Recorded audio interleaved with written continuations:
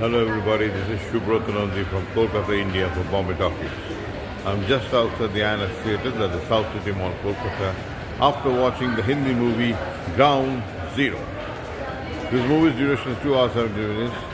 The movie is directed by Tejas Vijay Dioskar. The movie is produced by Farhan Akhtar and Ritesh Sidhwani. The actors in the movie are Imran Hashmi, Syed Tamankar, Zoya Hussain, Mukesh Tiwari and others. Here it is seen in the early 2000s when Atal Bihari Vajpayee was the Prime Minister. In those times there were terrorist attacks in Delhi and also terrorist attacks in Jammu and Kashmir. Here a commander of the BSF, Border Security Force at that time, was deployed to avenge these events and also to get and nab terrorists.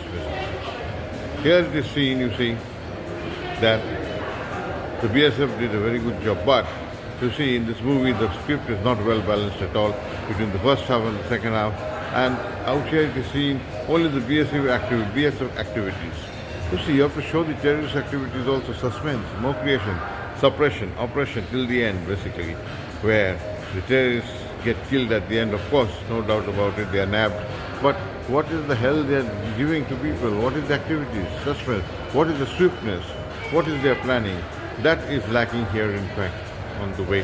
And what we see is a lot of emotions are there also. But one has to understand one thing, that in these kind of movies you require swift reactions. In these kind of movies you require something new, some new activity, some new action, basically. Cinematography is okay, but still the suppression operation action was not there at all, in fact. A good effort by director Tejas Vijay Dioskar. I'm sure he and his team can make a much better movie than this movie.